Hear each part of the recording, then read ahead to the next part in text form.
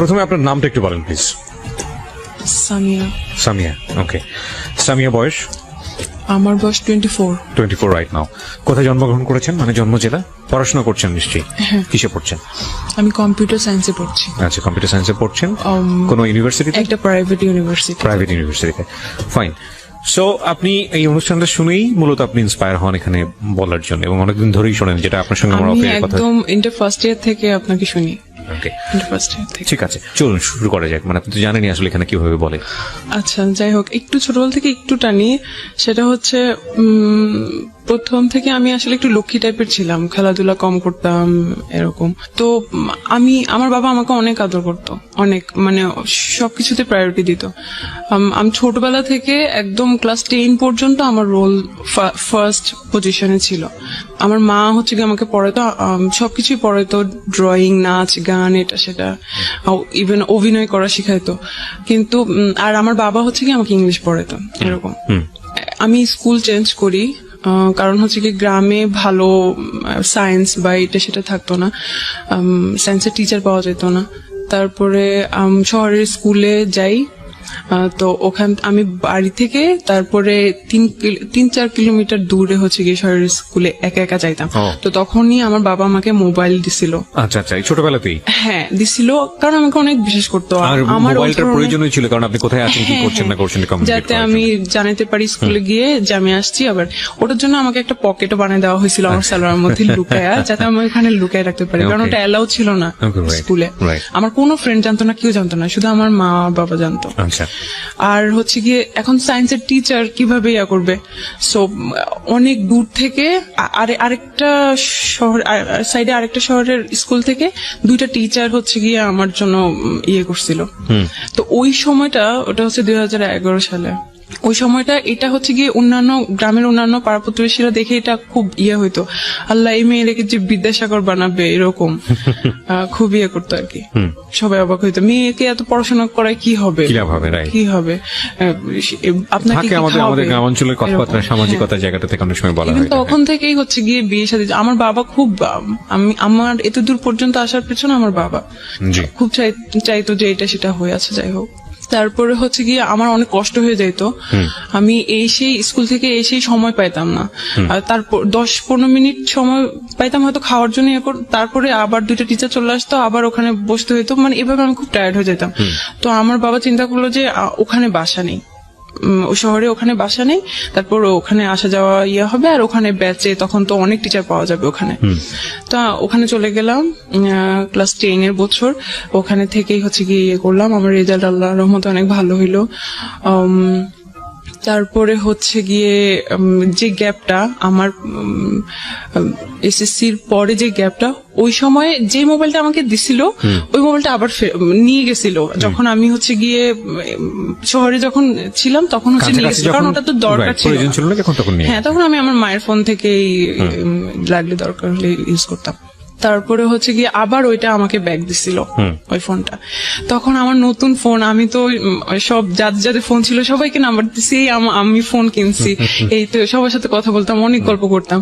তো যাদের সাথে আমি আবার একটু লক্ষ্মী টাইপের ছিলাম, বাট হচ্ছে গিয়ে এটা আমার ফ্যামিলিতে সবাই জানতো লক্ষ্মী টাইপের ছিলাম, কিন্তু ক্লাসে আমার অন্যরকম একটা চেহারা ছিল। আমি সবার সাথে একটু ঝগড়া করতাম আর কি, না মেয়েদের সাথে না, কিন্তু ছেলেদের সাথে আমার ঝগড়া লাগতো বেশি। আর ছেলেরা বলছে সারাক্ষণ ক্লাসের মধ্যে কাজ করে এরকম। তো কিন্তু যে ছেলের সাথে ঝগড়া লাগতো বা যে ছেলেরা সাথে আমি কথা বলতাম না, তাদের সাথেও আমি কথা বলা শুরু করলাম। আমার ফোনে জিজ্ঞেস করতাম, তোরা কই ভর্তি হবি, কিসে ফর্ম তুলছস, এরকম আর কি। তারপরে হচ্ছে গিয়ে এরকম। তো একটা সময় একটা রং নাম্বারে কল আসে,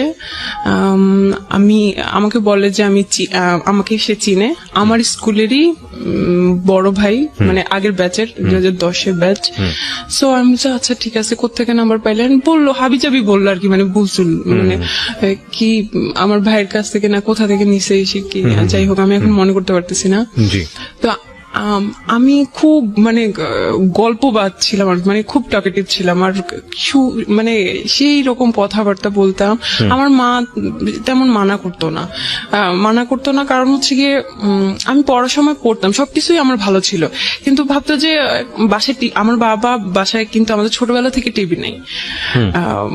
আমার বাবা বলতো যে টিভি দেখলে ছেলে মেয়েদের পড়াশোনা নষ্ট হয় আর ছেলে মেয়েরা নষ্ট হয়ে যায়। ইভেন আমার নানা বাড়িতে আমাদের কখনো যাইতে দিত না, খুব অন্যরকম ছিল। আচ্ছা যাই হোক, তো বাসায় টিভি নাই, কিছু নাই। আচ্ছা থাক, ছেলে মেয়েদের তার ক্লাসমেটদের সাথে গল্প করুক। আমি আমার মায়ের সাথেই গল্প করা শুরু করলাম, এটা সেটা অনেক কাহিনী। তারপরে হচ্ছে গিয়ে কোনো প্রেমের কথা বলতাম না, অনেক গল্প, মানে কি কোথা থেকে আসে মানে অন্যরকম এইরকম আর কি। তো কথা ওই ছেলেটা, আমি তো এমনিতেই অনেক অনেক গল্প করতাম, কিন্তু ওই ছেলেটা একটু বেশি মানে আরো বেশি কথা বলতে চাইতো। তো সবসময় তো আমার বাবা থাকতো বা আমি অন্যান্য কাজ করতাম, এরকম কথা বলা পসিবল হতো না। আচ্ছা যাই হোক, তারপর আমার বাবা আমাকে ঢাকায় পাঠিয়ে দিল আমার এইচএসসির জন্য, কারণ আমার সবসময় আমার বাবারও ইচ্ছা ছিল ঢাকায় পড়াশোনা করব, বেশি ভালো পড়াশোনা করবো এরকম। তো ঢাকায় হোস্টেলে রাখে নাই কারণ আমি নষ্ট হয়ে যাব বা অন্য কিছু হতে পারে। তো তার বোনের বাসায় আমাকে রেখে দিল, ওখানে এসে বিশ্বাস করলো আর কি। তো ওখান থেকেই হচ্ছে আমার শুরু, মানে বাবা মা ছাড়া যেরকম মানে সব পেয়ে গেছি এরকম ফ্রিডম যেটাকে বলে। হ্যাঁ ফ্রিডম। ওরা, আমি আগে একটু বলি, ওরা আমার লোকাল গার্ডিয়ান, প্লাস ওরা আমাকে পড়াইতো, জানতো আমি অনেক ভালো স্টুডেন্ট। আর তাছাড়া আমি ক্লাস 7 থেকে 8 উঠার সময় আমি একবার আমার ফুফুর বাসায় 1.5 মাস ছিলাম। ওই 1.5 মাসে আমার ফুফাতো ভাই দেশে ছিল। আচ্ছা সে এখন হচ্ছে গিয়ে বাইরে। তো আমার ফুফাতো ভাই, ফুফু, তারপর দুলা ভাইয়ের ভাই, উনিও আসতো এই বাসায়। সবাই মিলে একসাথে আমার ম্যাথ বই একদম, কেউ পাটিগণিত ধরতো, কেউ এই চ্যাপ্টার ধরতো, কেউ বীজগণিত ধরতো, কেউ জ্যামিতি ধরতো। একবার মানে ওই 1.5 মাসে আমার সব মানে কভার করে দিয়েছিল আর কি। তো যখন গেছি তখন আবার মানে পড়াশোনার জন্য অন্যরকম। তো 7 তারিখ, মেয়ের 7 তারিখ মেবি, আমার মনে পড়তেছে না, 2012 সালের আমার এসএসসি রেজাল্ট দিছিল। ওই দিনই হচ্ছে কি আমার ভাই দেশে আসছে বিয়ে করার জন্য। কোন ভাই? আমার ফুফাতো ভাই। যে ভাইটা আমার, যার বাসায় আপনি আছেন? হ্যাঁ, যে বাসায় আছি আর কি।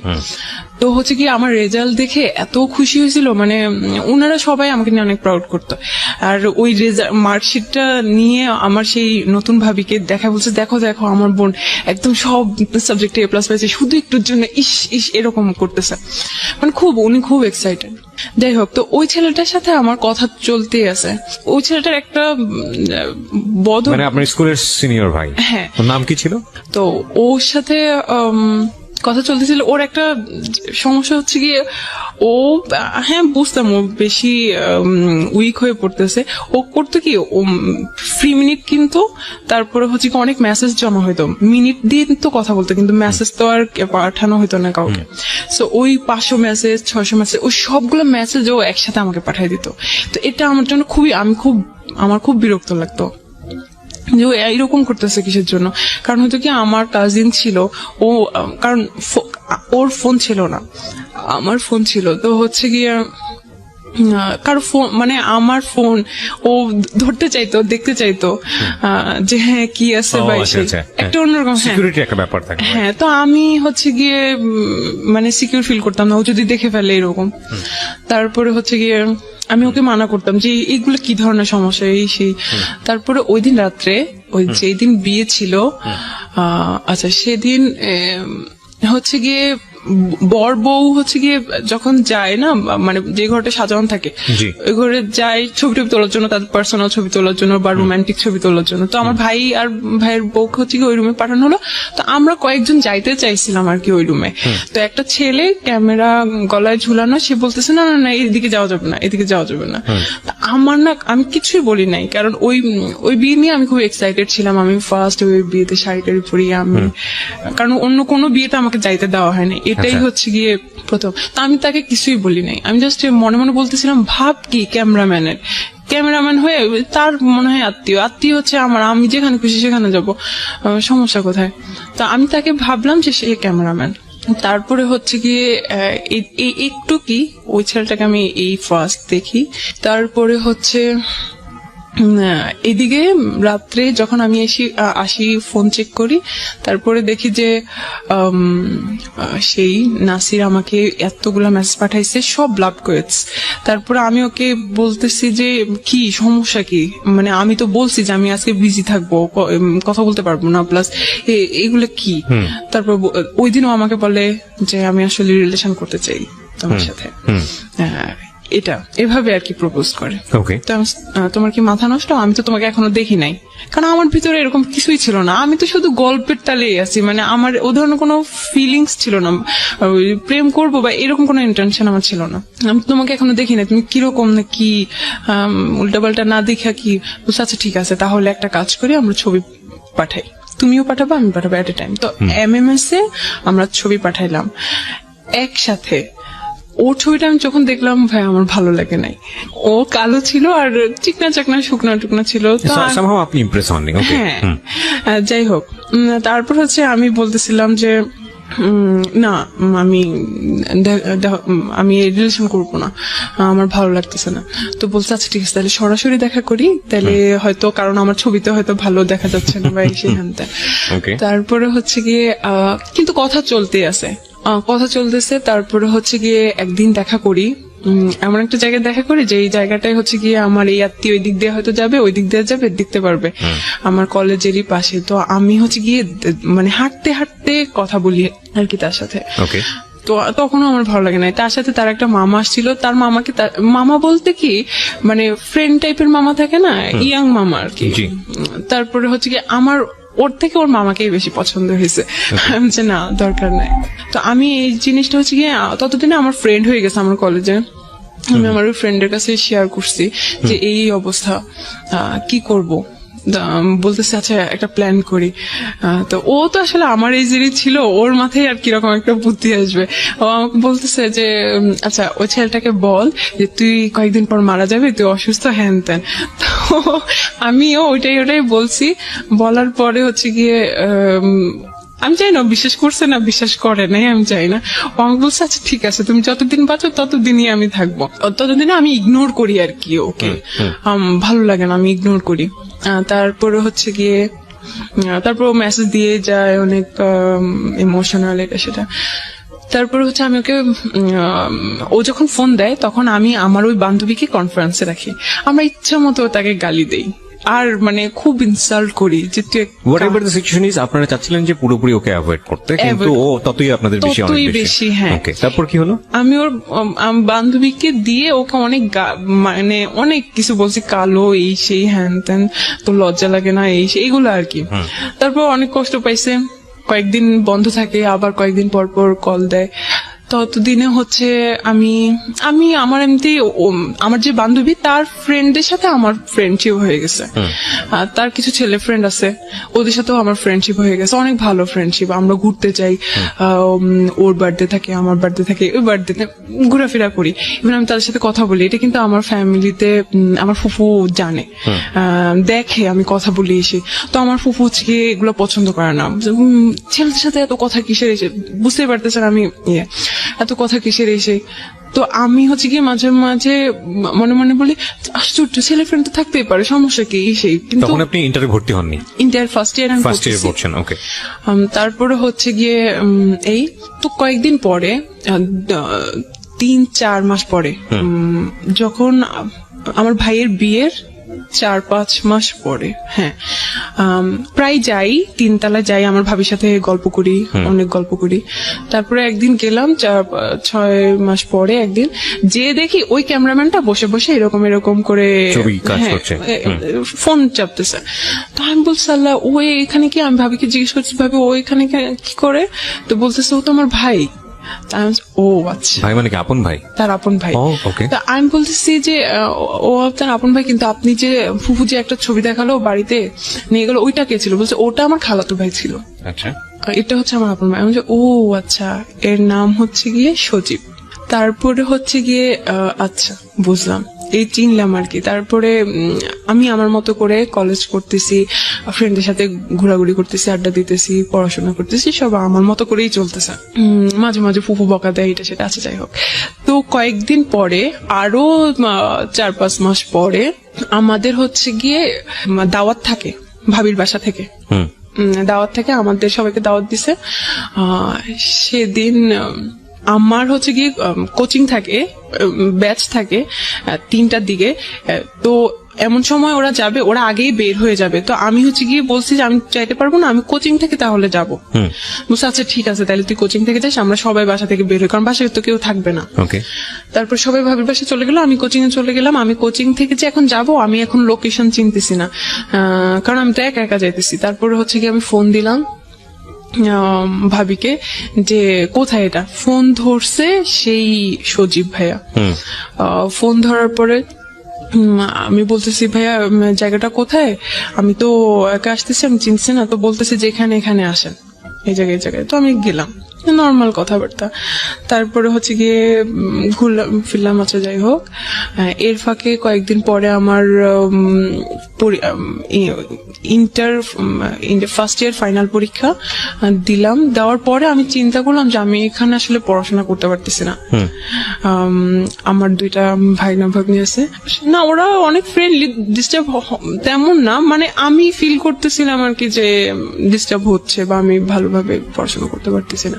তো আমার বাবা চিন্তা করলো যে আচ্ছা ঠিক আছে, যে যদি রেজাল্ট ভালো না করে তাহলে ঢাকায় এত কষ্ট করে টাকা পয়সা খরচ করে কি। তো আমার বাবা কি করছে, আমার জন্য একটা বাসা নিছে। আবার বাসা নিছে, ওখানে হচ্ছে গিয়ে আমার মা কয়েকদিন পর পরে আসে, অল্টারনেট করে, কয়েকদিন আমার মা আসে, কয়েকদিন আমার বাবা আসে, কারণ বাসায় তো আরো আমার ভাই বোনরা আছে, ওদের পড়াশোনা আছে। তারপরে আপনাকে একা বাসায় দিল বাড়িওয়ালা? হ্যাঁ, আমার বাবা মা তো যায়। ও আচ্ছা, মানে আমার অল্টারনেট করে, হ্যাঁ, ফ্যামিলি বাসা। তারপরে হচ্ছে গিয়ে যদি আমার বাবা মা না যেতে পারে, আমার বড় একটা আপুকে পাঠিয়ে দেয়, মানে অল্টারনেট করে কেউ থাকে। আর সব সময় থাকার জন্য আমাদের একটা এখন কাজের মেয়ে বলবো না, কারণ ও আমাদের বোনের মতো হয়ে গেছে, একদম ছোটবেলা থেকে ওকে সাপোর্ট করতে আপনাকে। তো ওকে পাঠিয়ে দিছে, কারণ যাতে খাওয়া দাওয়া, জামা কাপড় ধোয়া, এভরিথিং যাতে ও করে, আমি যাতে শুধু পড়াশোনা করতে পারি।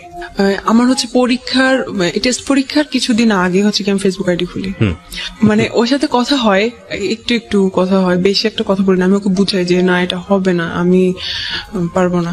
তার বলছে আচ্ছা ঠিক আছে, আমি তোমার সাথে একটু কথা বলি। মানে ও অনেক হেল্পলেস ছিল। আচ্ছা যাই হোক, হেল্পলেস বলতে ও অনেক ইমোশনাল ছিল, কিন্তু কিছু করতে পারতেছে না বলে অ্যাটলিস্ট চাইতো যে অ্যাটলিস্ট তাহলে কথা বলি, এরকম। যাই হোক, তারপরে আমি ফেসবুক আইডি খোলার পর তো এখন আরো খুশি। হ্যাঁ, ফেসবুকে আমার একে তাকে হচ্ছে কি অ্যাড করা শুরু করছি। দেন আমি ভাবিকে বলে আমার ফেসবুক আইডি খুলছি, রিকোয়েস্ট দিছে আপনি ইয়া করেন। ইভেন ভাবির আইডি থেকে আমি কেউ রিকোয়েস্ট পাঠাইছি, বলতেছে যে কে রিকোয়েস্ট পাঠানোর পরে আমি বলছি যে এরকম আমি আপনার আপুর ননদ। তো বলছে আচ্ছা ঠিক আছে, একটু কি কথা হয়েছে। তারপরে আমার রেজাল্ট দিল, আলহামদুলিল্লাহ ভালো। আমি মেডিকেলের জন্য প্রিপারেশন নিতে থাকলাম। ওই সময় আমি ফেসবুকে ছবি টবি আপলোড করি, কমেন্টে উনি একটু কমেন্ট করে, কমেন্টে কথা হয়, এমন টাইপের কমেন্ট করে যেটাতে আমার অ্যান্সার দিতে হবে, মানে আমিও যাতে রিপ্লাই দেই, এরকম টাইপের। তো উনি অনেক ভালো বাংলা জানে। আচ্ছা, উনার বাংলা মানে বুঝতে গেলে আমাকে সারাদিন লাগতো উনার অ্যান্সার তৈরি করতে, তারপর আমি একটা অ্যান্সার দিতাম এমন। তারপর আপনার ভাবির ভাই, তাকে আমার অনেক ভালো লাগতো বলতে উনি খুব পার্সোনাল, মানে আপনার কাছে মনে হচ্ছে পার্সোনালিটি সম্পন্ন একজন মানুষ। হ্যাঁ, ওকে। বাসার সবাই উনাকে অনেক ভালো জানতো। তো কিন্তু আমি ভাইয়া হিসেবে দেখতাম, ওগুলো আমার মাথায় ছিল না। তারপরে টুকটাক কথা হয়, এখন কথা আস্তে আস্তে বাড়তেছে, প্রতিদিনই কথা হয়, কিন্তু 1-2টা মেসেজ এরকম আর কি, প্রতিদিন কথা। জি। তারপরে হচ্ছে একদিন সে আমাকে বলে আপনার ফোন নাম্বারটা দিয়েন। আমি যে হ্যাঁ, আপনি তো ভাবির কাছ থেকে আমার ফোন নাম্বার নিতে পারেন। বলছে আসলে এটা খুব ডিসঅনেস্টি হয়ে যায়, আপনি নিজেরটা নিজেই দেন। আমি যে এত ঢং করার তো কিছু নাই, আচ্ছা ঠিক আছে নেন, আমার তো কোনো সমস্যা নাই। তারপর সেদিন আমাকে একটা জাস্ট মিস কল দেয়, এই ফার্স্ট উনি আমাকে আমার ফোনে মিস কল দেয়। একটা চলেন দেখা করি। আমি যে হ্যাঁ, আপনি বাসায় আসেন, বাসায় আসলেই তো আমাকে দেখতে পারবেন, কথা হবে। বলছে সব কথা কি আর বাসায় বলা যায় সবার সামনে? তো তখন আমি বুঝলাম যে উনি ফ্লার্টিং করতেছে। তারপরে মাঝে মাঝে উনি বলতো যে আমার এই জিনিসগুলো ভালো লাগে না, ওই জিনিসগুলো ভালো লাগে না। আমি মাঝে মাঝে বলতাম উনি এত লাইকস ডিসলাইকস বলার তো দরকার নেই আমাকে। তারপর হচ্ছে গিয়ে বলতো যে বহুগামিতা, একটা মেয়ে যে অনেকজনের সাথে রিলেশন করে এট এ টাইম, এই জিনিস ওনার পছন্দ না, এগুলা বলতো। তো আমি হ্যাঁ এগুলা তো আসলে চিটিং, এগুলো আমারও পছন্দ না। উনিও কিন্তু জানতো, উনিও দেখতো যে আমি আসলে কথা বলি, আমার অনেক ফ্রেন্ড সার্কেল আছে। আচ্ছা। একদিন আমি আমার কাজে যাই, আমি তখন হচ্ছে কি ভার্সিটি কোচিং করতেছি, শেষ পর্যায়ে আর কি, আমি মেডিকেলে চান্স পাই না তেন। তো উনি একদিন আমি বাইরে যাই আমার কোচিং এর কাজে, তখন আমাকে সেকেন্ড কল করে, আচ্ছা। বলছে আপনি কোথায়, আমাকে বেআইন বলে ডাকতো, বেআইন আপনি কই এরকম। তা আমি বলতেছি যে এই তো আমি কাজে আসছি এখানে। বলছে আল্লাহ আপনি ওখানে দাঁড়ান, আমিও আসতেছি, দেখা করি চলেন। আচ্ছা। আমি বলছি না না দরকার নেই প্লিজ, কেউ দেখে ফেলবে, সমস্যা, বাইরে দেখা করা ঠিক না, আপনি বাসায় আসেন। বলছে না সমস্যা না, আপনি থাকেন, কেউ দেখবে না। ওই দিন শুক্রবার ছিল। আচ্ছা। দেন হচ্ছে কি উনি আসে, আমি বলছি আচ্ছা ঠিক আছে আপনি একটু ওয়েট করেন, আমি একটু কাছে নিই। বলছে আচ্ছা ঠিক আছে আপনি সময় নেন। আসলে কিন্তু উনি ওখানে ছিল না, উনি একটু দূরে ছিল, ওখান থেকে আসতেছে, কিন্তু বললো যে ওখানেই আছে। তারপরে হচ্ছে গিয়ে দেখা হইলো, তো বলতেছে যে কই যাই বলেন, এখানে তো রিস্কি, এখানে তো কথা বলা যাবে না, চলেন বসি কোথাও কথা বলি। তাই আমি বলছি, কোথায় যাবেন, কাছে দাঁড়ে কোথাও প্লিজ, দূরে না।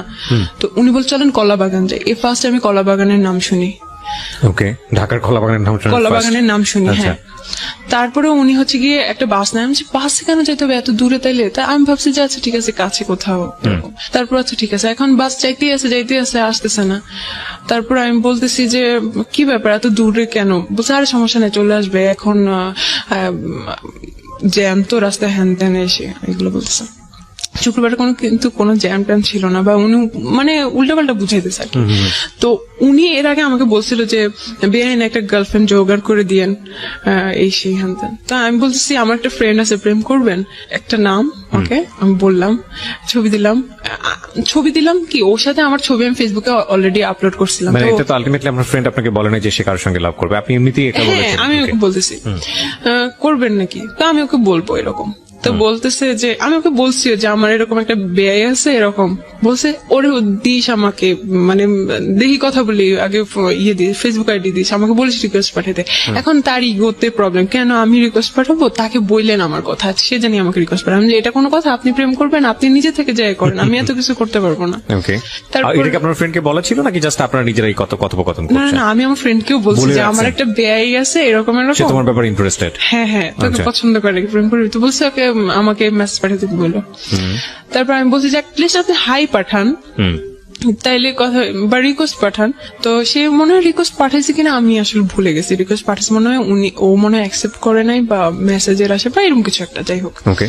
তারপরে হচ্ছে গিয়ে তো যখন বাসে আমরা পাশাপাশি বসে আছি তখন হচ্ছে গিয়ে বলছে আপনার সেই ফ্রেন্ডটাকে আবার দেখি। তো আমি হচ্ছে কি মোবাইল নিয়ে এভাবে দেখাইতেছি আর কি, দেখেন সে কি করতেছে, মোবাইলটা কেমন যেন একটু হাতাহাতি, আমার মোবাইল টেনে নিয়ে উনি আরো ছবিগুলা চেক করতেছে। আমি বলছি ভাই এটা কি ধরনের, আপনি আমার হাতে থাকুক, আপনি এভাবে দেখেন। তারপরে আরো ছবি যে চেক করতেছে, ওখানে আমি সহ যে ছবিগুলা ওগুলাকে ভালো করে জুম করে করে আমার ছবিগুলো দেখতেছে। হ্যাঁ এই মেয়েটাও ভালো।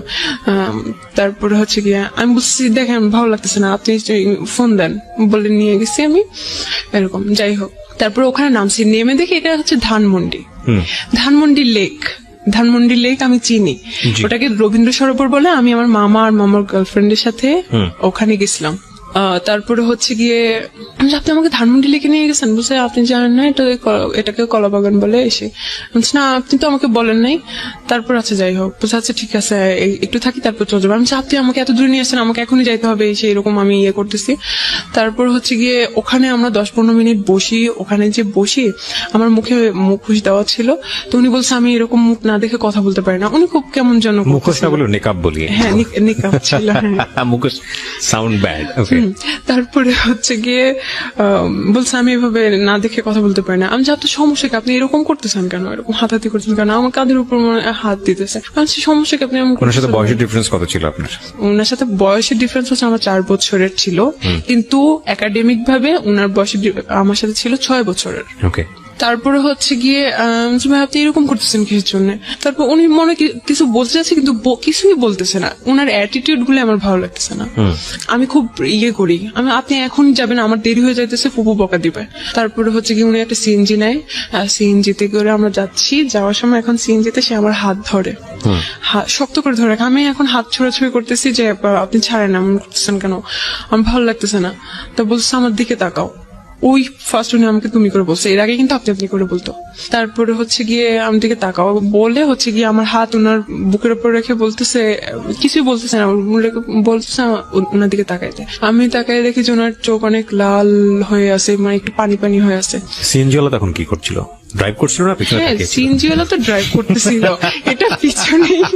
এটা পিছনেই আর কি। তো আমি একটা কথা বলি, আমরা এই সবসময় তৃতীয় পক্ষ অস্বীকার করি, মানে খুব বিশেষ বিশেষ কিছু মোমেন্ট ঘটে যায় আমাদের লাইফে, প্রত্যেকের জীবনে হয়তো বা এই বিষয়গুলো আছে কম বেশি, রিক্সা এবং হচ্ছে সিএনজি, এবং আমরা সবসময় থার্ড পার্টি যেটা থাকে, যিনি রিক্সা চালাচ্ছেন কিংবা যিনি সিএনজি ড্রাইভ করছেন তাকে অস্বীকার করি এবং মনে করি যে কিছুই বোঝে না, ও কিছুই জানে না, ও এসবের একেবারে ইনভলভ না। কিন্তু আমার কাছে মনে হয় যে ও সব বিষয়গুলো খেয়াল করে। তো এটা আসলে এরকম সিনারি আমার কাছে মনে হয় যে ওই যে বলা হয় না, আমরা ছোটবেলায় দেখতাম যে গাড়িতে ওঠার পরে যে চালকের সঙ্গে কথা বলবেন না। কথা কেন বলবো না? কারণ এটা কথা বললে তার কনসেন্ট্রেশন নষ্ট হতে পারে, এটা অ্যাক্সিডেন্ট ঘটে যেতে পারে। তো আমার কাছে কেন জানি মনে হয় এইরকম সিচুয়েশন সিএনজি কিংবা রিক্সাতে ঘটানো, এটা কথা বলার চাইতেও ভয়ঙ্কর রকমের দুর্ঘটনার মুখোমুখি আমরা হয়ে যেতে পারি, কারণ তখন ফুল কনসেন্ট্রেশনটা তার পিছন দিকে চলে আসে। সো এগুলো না করাটাই বেটার। ওকে, যাই হোক, বলেন তারপর হচ্ছে গিয়ে তো আমি বুঝলাম যে আসলে উনি রিলেশন করতে চাচ্ছে বা উনি আমাকে পছন্দ করে এরকম কিছু, বাট উনি কিন্তু এরকম মুখে কিছুই বলে নাই, শুধু চোখ লাল এটা দেখাচ্ছে। হ্যাঁ, আমি নিজেই সব বুঝে নিছি এরকম একটা অবস্থা। তা আমি জাস্ট ওনাকে একটাই কোশ্চেন করছি যে এটা কিভাবে সম্ভব, আপনি কি পাগল হয়ে গেছেন, এটা কিভাবে সম্ভব, আমাকে তো মেরে ফেলবে, সিডর হয়ে যাবে, ঘূর্ণিঝড় হয়ে যাবে বাসায়। তারপর বলতেছে আমি সবকিছু ম্যানেজ করবো। আমি বলতেছি কি ম্যানেজ করবেন আপনি? বলছে আমার ফ্যামিলির কেউ তোমাকে কিছু বলবে না, কারণ সবাই উনাকে অনেক প্রায়োরিটি দেয়, উনি একমাত্র ছেলে। আচ্ছা, ওভার কনফিডেন্ট। হ্যাঁ, তারপরে হচ্ছে গিয়ে আমি বলছি আপনার ফ্যামিলি আপনি রাখেন আপনার কাছে, কিন্তু আমার ফ্যামিলি তো জীবনও মানবে না। বলছে আমি ওটাও ম্যানেজ করব একদিন।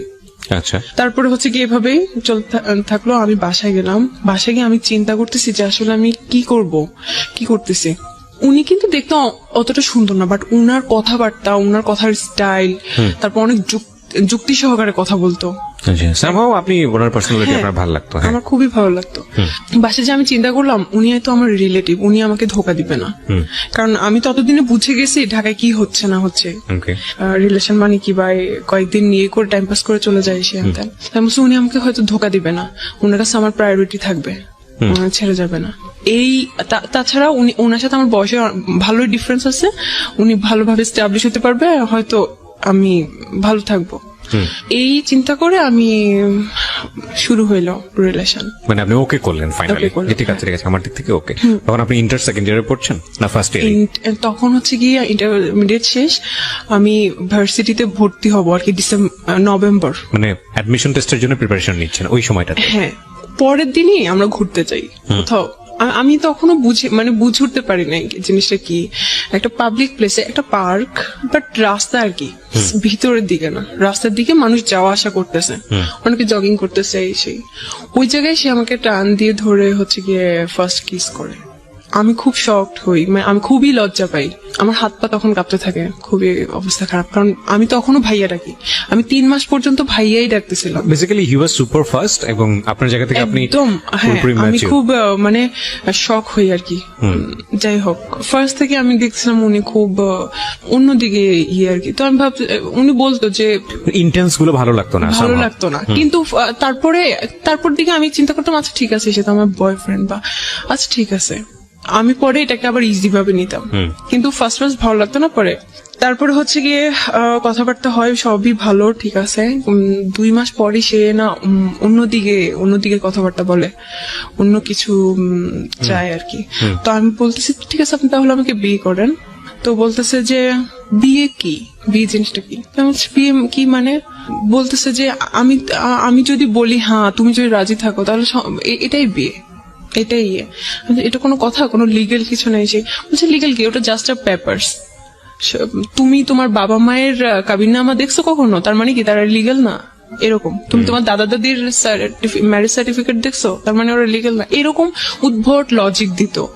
তো মাঝে মাঝে আমি খুব বলতাম এগুলো উল্টাপাল্টা লজিক দিতেছেন কিসের জন্য। মাঝে মাঝে ইয়ে করতাম, মাঝে মাঝে ও আমাকে এমন ভাবে বুঝাই দিত যে ওটাই সঠিক, আমি ওটাই বুঝতাম। তারপরে আচ্ছা ঠিক আছে হইলো কিছু একটা।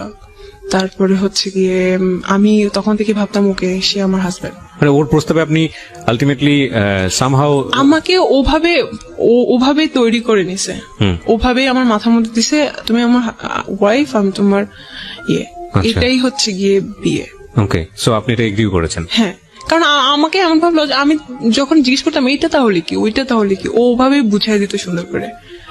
ওকে, একটা 3-4 মাস পরে হচ্ছে গিয়ে ও এগুলা আমার ফ্রেন্ড সার্কেল এগুলা নিয়ে ইয়া করতো।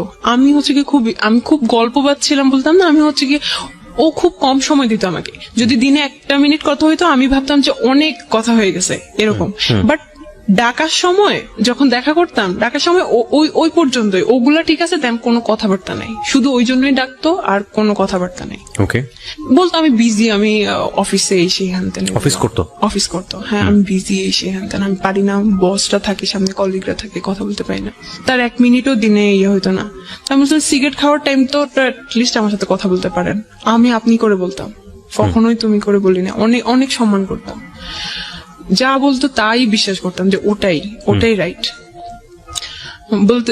আর মাওলানা তারপরে হুজুর এদের বিরুদ্ধে অনেক কথা বলতে, ওদের এইসব জিনিস আমার ভালো লাগে না। এরা এখন নতুন নতুন এইসব রুলস তৈরি করে, ধর্ম ব্যবসা করে, এই সেই এগুলা। তো আমি বলতাম ও আচ্ছা হ্যাঁ ঠিক আছে, এমন ভাবে বুঝাই দিত, আচ্ছা আমি ওভাবে ইয়ে করতাম। তো আমি একদিন ওকে ইয়ে করতেছি যে আমার একটা ফ্রেন্ড অস্ট্রেলিয়ায় গেছে স্টুডেন্ট ভিসায়, ও অনেকদিন পর আমাকে ইয়ে করছে, নক করছে, আমি কথা বলতেছিলাম ওর সাথে, তখন থেকে রিয়াকশন শুরু।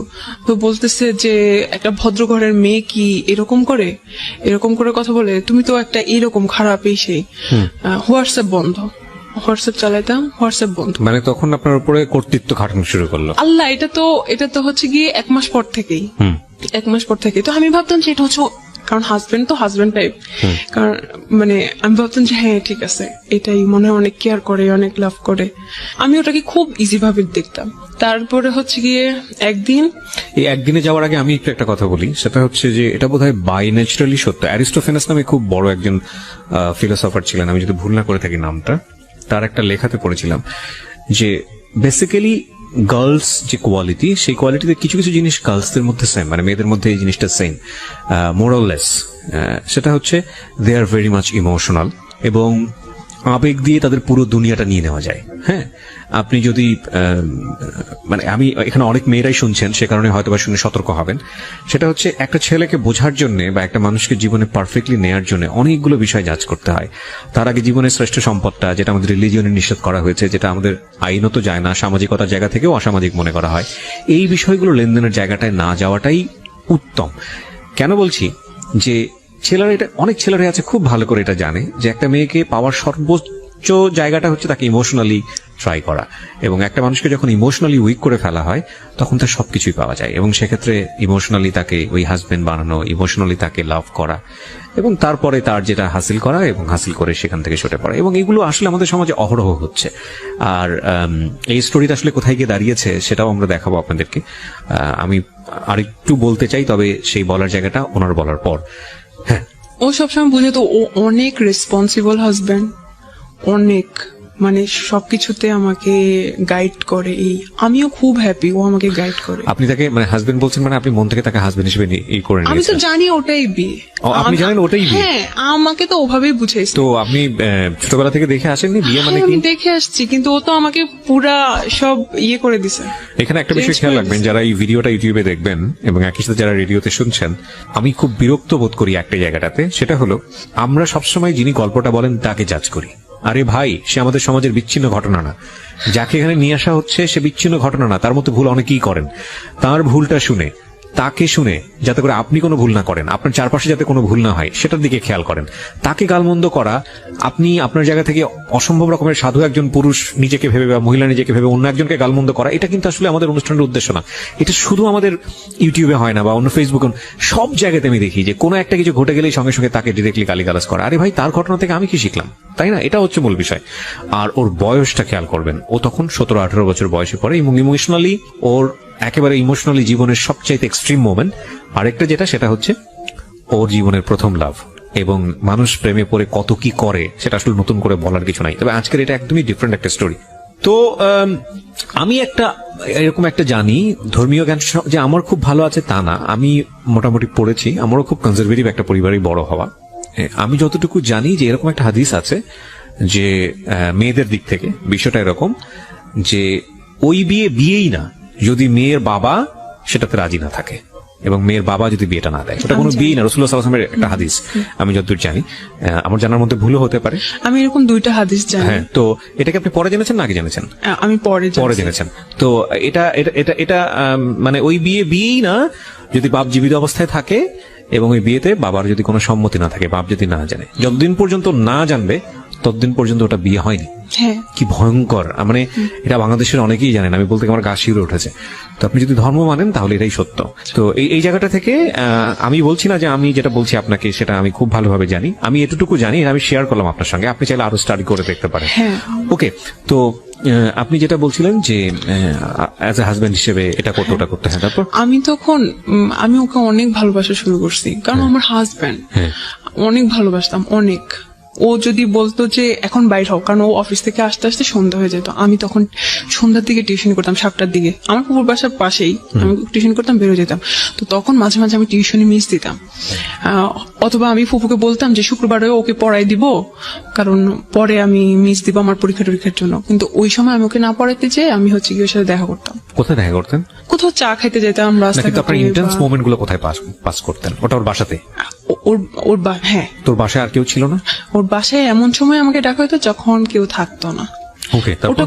ওটা খুব ব্যাড এক্সপিরিয়েন্স ছিল। আমি যে কিভাবে লুকায় লুকায় যাইতাম, ও আমাকে লুকায় লুকায় ঢুকাইতো, ওটা খুব আমি মাঝে মাঝে খুব গিল্টি ফিল করতাম যে আমি তো ওর ওয়াইফ, তাহলে আমাকে কেন লুকায় লুকায় যাও, আমি নিজে এটা চিন্তা করতাম। আচ্ছা, যাই হোক, তারপরে হচ্ছে 1 মাস পর কি হইলো, না 1 মাস পর না, 2-3 মাস পরে একদিন ওগুলো জানতো, তো ও নাসিরের ব্যাপারটাও জানলো, তারপরে আমার আরো ছেলে ফ্রেন্ডের ব্যাপারটা জানলো।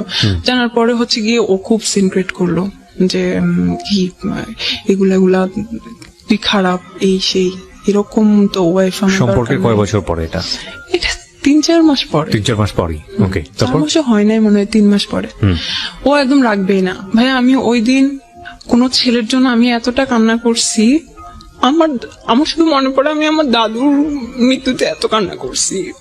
আমি ওর পায়ে ধরে বলতেছিলাম, ও আমাকে ওই দিন, আমি চেয়ারে বসাছিলাম, ও হচ্ছে চেয়ারটা ধাক্কা দিছে, যে অনেক ক্রেজি হয়েছিল, আমি চেয়ার থেকে পড়ে গেছি। তারপর আমি ওর যে পা ধরতেছি, প্লিজ এরকম কিছু করেন না, আমার লাইফটা শেষ হয়ে যাবে। তারপরে উনি কোনোভাবেই করে নাই।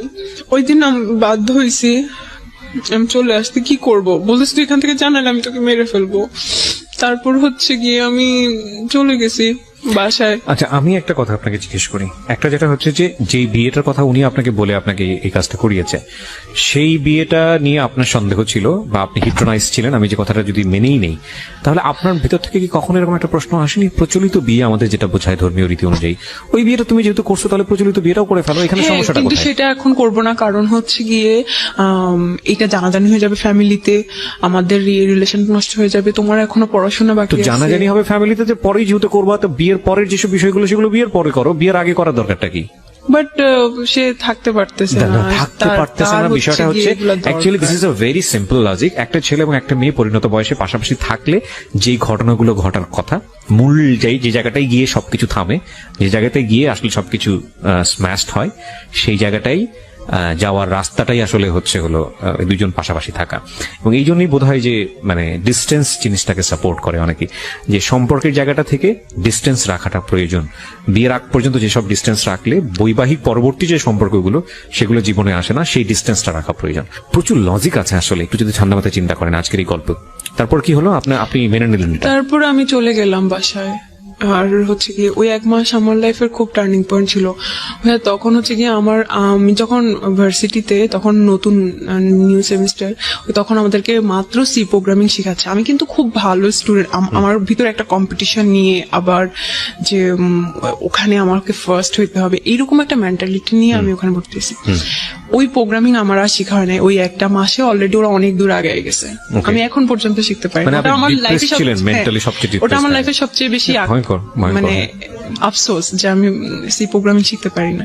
যাই হোক, তারপরে হচ্ছে গিয়ে ওই 1 মাস এমন অবস্থা, আমার খাওয়া দাওয়া তো বাদ। তারপর শুধুমাত্র একটা বান্ধবী জানতো যে কিনা আমার ভাবির স্টুডেন্ট ছিল। আচ্ছা। সে জানতো আবার সজীবের কথা, তো বলতো যে ধৈর্য ধরো, হয়তো উনি আসবে। তারপর আমিও ফোন দেই নাই, ও ফোন দেয় নাই। আমি একদিন হচ্ছে গিয়ে 1 মাস পরে একদিন, ওই 1 মাসে হয়তো কি আমি আল্লাহর কাছে দোয়া করতাম ওর পরে জানি কোনো ছেলে আমার লাইফে না আসে। আমি অন্য ছেলের কাছে যাওয়ার আগে আল্লাহ জানি আমার বডি ডিস্ট্রয় করে দেয়, এ ধরনের দোয়া করতাম আমি। কেন করতেন? আমি চাইতাম না, কারণ যাতে একটা ছেলে আমার লাইফে থাকুক। আমি চাই না, আমার কাছে এটা খুব ঘৃণা লাগতো নিজের কাছে। আর আমি এরকম আমি ওকে অনেক ভালোবাসতাম, হয়তো ভালোবাসা থেকে মনে হইতো যে আমি এভাবেই থাকবো। ওকে, তারপর হয়তো আমি ওকে এই ভালোবাসা থাকবো, এরকম মনে হইতো। আমার লাইফ পার করে দিবে এভাবে। তারপরে হচ্ছে গিয়ে ওকে 1 মাস পরে একদিন সকালবেলা আমি সারা রাত ঘুমাইতে পারতাম না। তখন আমি তাহাজ্জুদ নামাজ পড়েও কান্না করতাম ওর জন্য। তো এভাবে আল্লাহর কাছে দোয়া করতাম, হাজবেন্ড সম্বোধন করে দোয়া করতাম। My goodness. ঠিক আছে। তারপরে হচ্ছে গিয়ে তো রাত্রেবেলা যে ঘুমাইতে পারতাম না, সকালবেলাটা আমি ঘুমিয়ে থাকতাম। তারপরে হচ্ছে গিয়ে ও আমাকে ফোন দিছিল 6টা বাজে তখন দেখা করতে। আল্লাহ আসলে একটা কথা বলি, আল্লাহ ক্ষমাশীল, এবং আল্লাহ আমাদেরকে ক্ষমা করেন, পাহাড় পরিমাণ গুনাহ করেও ক্ষমা করেন। আজকের এই গল্পটা যারা শুনছি তাদের জায়গা থেকে আমরা আজকে শিক্ষাটা জায়গাটাই নিব। আমি বারবার বলি, ওকে ইন্ডিকেট করাটা আমাদের গল্পের উদ্দেশ্য না, কারণ ও অনেক বড় একটা লেসন নিয়ে আসছে।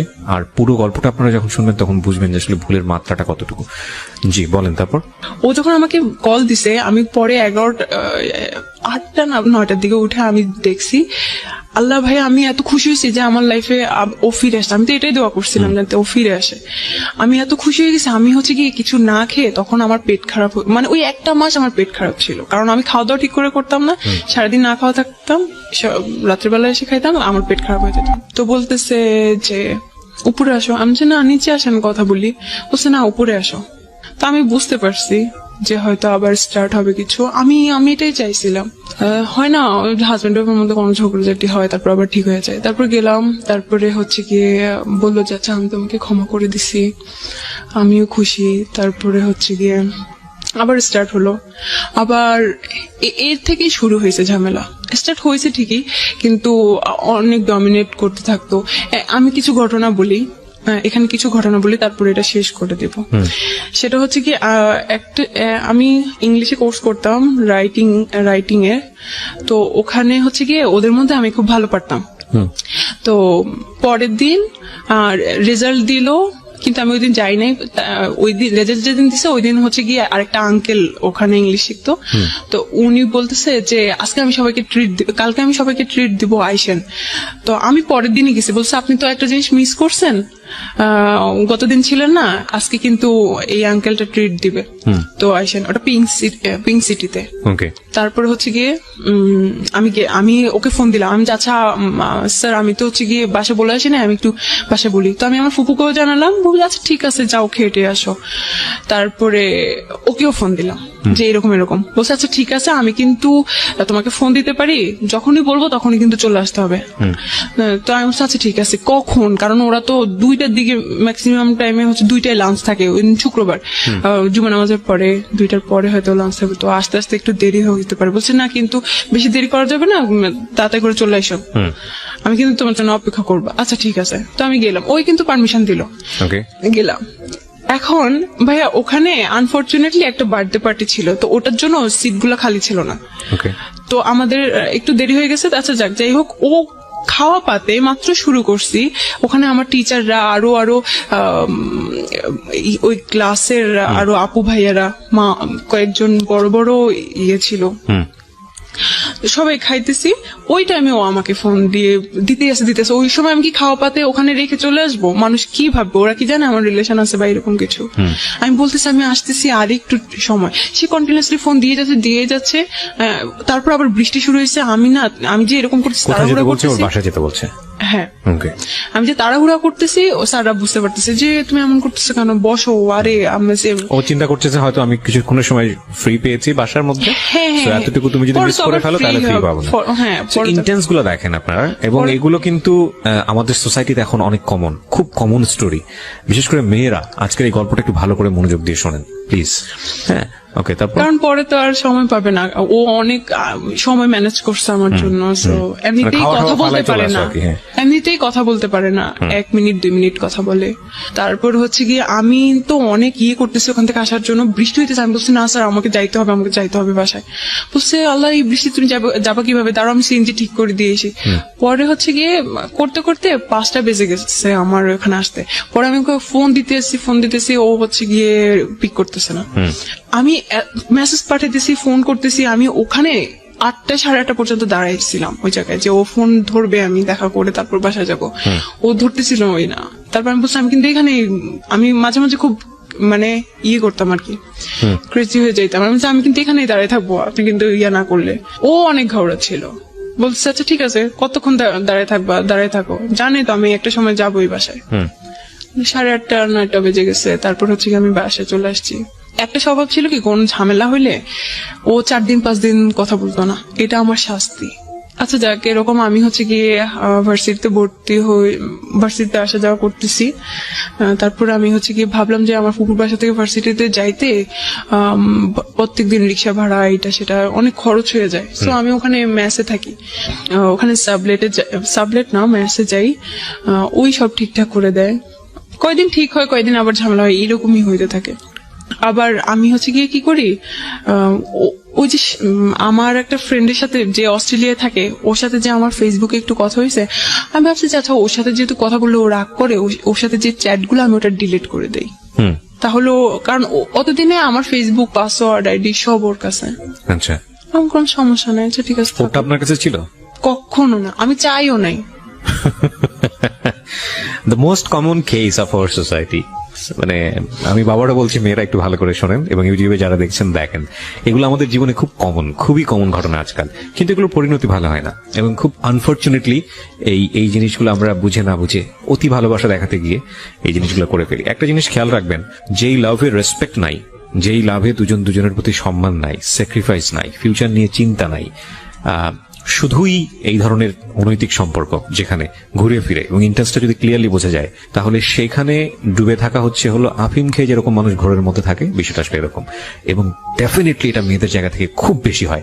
আফিমটা যতটা পাওয়ারফুল, তার চেয়ে তো কয়েকশো গুণ পাওয়ারফুল বোধ হয় তাদেরকে ইমোশনালি ব্ল্যাকমেইল করলে। ফাইন, ইমোশনালি আপনি তাদেরকে ব্ল্যাকমেইল করেন, they will do anything for you.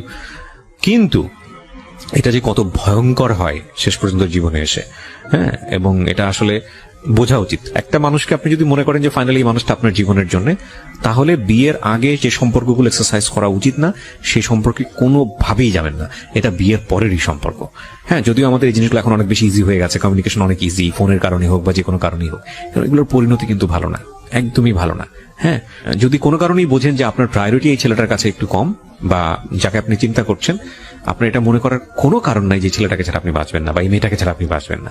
কারণ আল্লাহ হয়তো এর চাইতে ভালো কাউকে না কাউকে আপনার জীবনে রেখেছেন। ডেফিনেটলি যেটা হয় আমাদের জীবনে, আমরা আসলে বুঝি না, আমরা আসলে বুঝতে চাই না, এত বেশি ইমোশনালি থাকি। ইমোশনাল এক ধরনের, এই জন্য হয়তো কেউ বলে যে emotion is one kind of drug, খুব পাওয়ারফুল ড্রাগ। মানে ওর মুখের উপর কথা বললে রাস্তাঘাটে ধরে থাপ্পড় মারতো, ওগুলা কিন্তু এমনিতে মানে থাপ্পড় না, খুব জোরে সোরে। আর আপনি কি মনে করতেন যে হাজবেন্ড মেরেছে এই জায়গাটা জান্নাতে না, আমি খুব মাঝে মাঝে হইতাম, আমি খুব ব্যথা পাইতাম, আমি কাঁদতাম, তারপরে আবার হয়ে যেতাম, ভালো লাগতো না আমার জিনিসটা, কিন্তু কি করব, আমি তো আমার হাজবেন্ড, কি করব। না, হাজবেন্ড হলে যে গায়ে হাত তুলতে পারবে বিষয়টা কিন্তু এরকম না। আমি তো এখন ছুটে পড়ে, হ্যাঁ, আপনার জায়গাতে কোনো ফল্ট ছিল কিনা? একটা যেটা হচ্ছে একটা মানুষ খুব আরাম করে গায়ে, মুখের উপর কথা বললে। আমি এখানে একটা কথা বলি সামিয়া, গায়ে হাত তোলার প্রসঙ্গটা কখন আসে? যখন আপনি নিজেও বুঝতে পারছেন যে না, ও যেটা চাচ্ছে সেটা আমি করতে পারছি না, বা ও বুঝতে পারছে যে না, এটা সমাধান হতে হবে না, কিন্তু আলটিমেটলি পেশি শক্তি এখানে সমাধান। তখন গায়ে হাত তোলা কিন্তু খুব তাড়াতাড়ি চলে আসে না একটা সম্পর্কের মধ্যে, এটা অনেকদিন যাওয়ার পরে গিয়ে এই জিনিসগুলো হয়। সো বোথ সাইড প্রবলেম ছিল ডেফিনেটলি, আপনার জায়গা থেকেও কিছু না কিছু প্রবলেম ছিল। হয়তো আমি মাঝে মাঝে ঘাবড়ানি করতাম, হ্যাঁ, না, কিন্তু এখানে আমরা এটা আমাদের অনুষ্ঠানের একটা সীমাবদ্ধতা। যখন কেউ গল্পটা বলতে আসে, সে নিজেকে ওই ফেরেশতার জায়গায় তুলনা করে, মানে আমার কোনো দোষ নাই। না না না, অবশ্যই ডেফিনেটলি কিছু না কিছু ফল্ট তো আপনার অবশ্যই আছে আপনার জায়গা থেকে, এবং সেই জায়গাটা থেকে আমার মনে হয় অনেক কিছু শেখারও আছে আমাদের। অবশ্যই। হ্যাঁ, আমার ফল্ট গুলাই আমি বলি, আমি হচ্ছে গিয়ে ওই ভিডিও ওই হচ্ছে গিয়ে চ্যাট গুলো আমার ডিলিট করা উচিত হয়নি, এই জন্য সন্দেহটা আরো বেড়ে গেছে। ডেফিনেটলি পারবে। আর আমি হচ্ছে কি মাঝে মাঝে ওকে সার্চ দিতাম, ফেসবুকের পাসওয়ার্ডটা দেওয়া উচিত হয় নাই কেন? মানে আমাকে একটু বলেন তো, এটা অনেকেই দেয়, আমি আসলে একটু ইন্টারপ্ট করছি বেশি।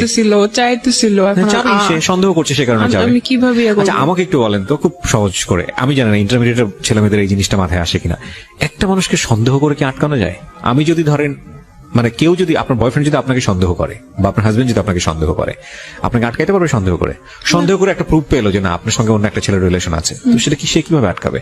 হয়তো রিলেশন ভেঙে দিবে বা এসে, এই ছাড়া আর কি করবে? সেটার জন্য সন্দেহ করলে তাকে স্পাইন করতে হবে যে লাইক ঠিক আছে, আমি তাকে তার মতো করে চলতে দেই, আমি বিভিন্ন জায়গা থেকে খোঁজ খবর নিয়ে দেখি ঘটনাটা সত্য কিনা।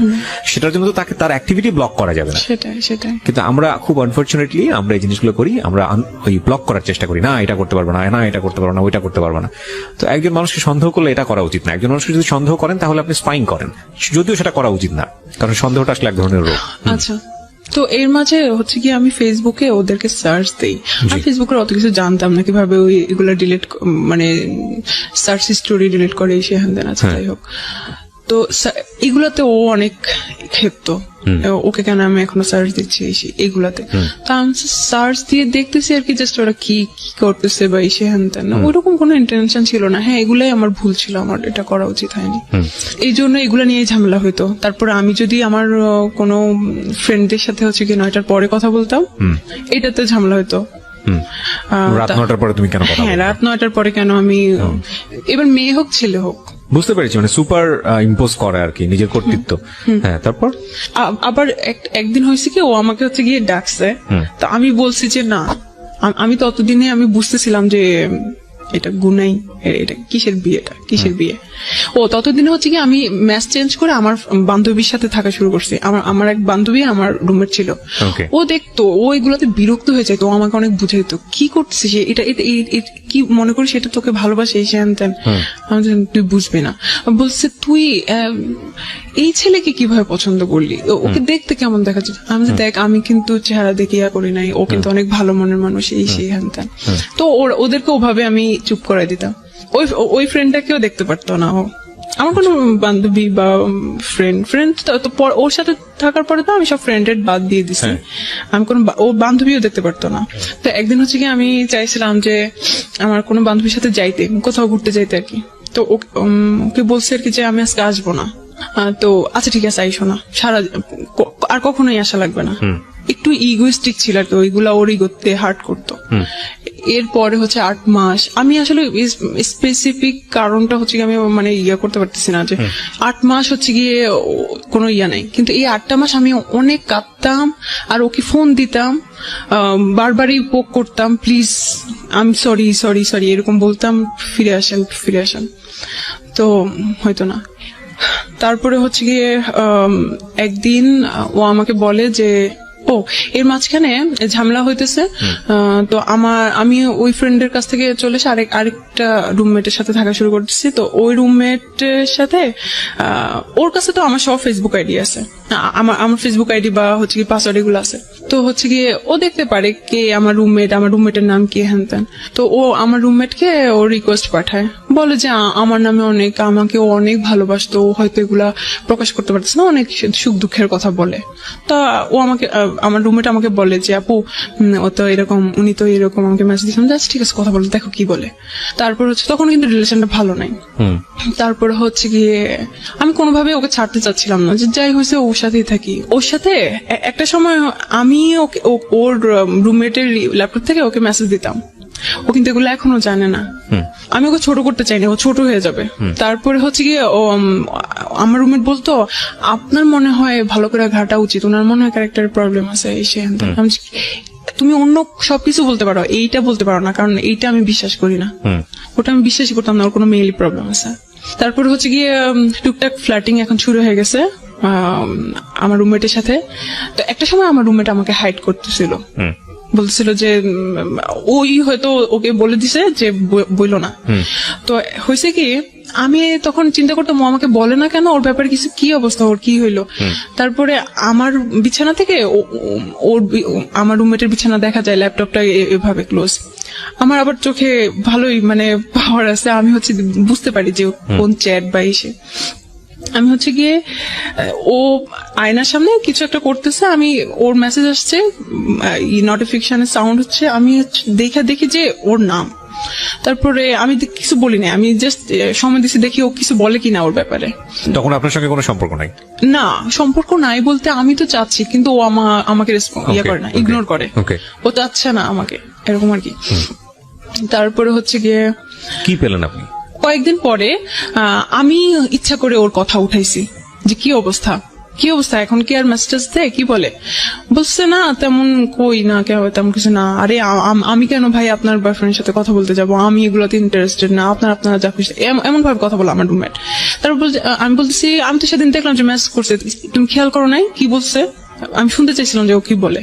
তারপর বলছে ও আচ্ছা তাই নাকি, দেখি নাই তো, আচ্ছা দেখি, আমি চেক করে দেখি। পরে আমাকে সব চ্যাট, আমি বলছি দাও, আমি একদম সাথে যাই ওর বিছানায়, সব দেখি একদম, আমি সব স্ক্রিনশট আমার কাছে নিয়ে আসি। যেগুলো দেখি সেগুলো হচ্ছে গিয়ে ওর ফ্ল্যাটিং টাইপ, যেগুলো একদম কবি ভাব, কোনো মেয়ে হ্যাঁ ইচ্ছা করলে সবাই পড়ে যাবে। আল্লাহ কি প্রথমেই বলেছে যে ইমোশনালি ব্ল্যাকমেইল করা, ইমোশনালি দুর্বল করে ফেলা। হ্যাঁ, তারপরে হচ্ছে গিয়ে একদিন ও আমাকে বলে নাই, ওর আমার রুমমেট হচ্ছে গিয়ে তার বান্ধবীর মামার বাসায় গেছিল তারপর রোজার সময়। তারপরে ও এসে আমাকে বলে যে কি আপু জানেন কি হয়েছে, আল্লাহ কি হয়েছে, উনি তো আমার সাথে দেখা করছে। তাই নাকি, কি হয়েছে, কি বলছে। বলছে আরে আপনি জানেন না, কয়েকদিন আগে থেকে আমাকে বলতেছিল তোমার সাথে দেখা করবো, কথা আছে।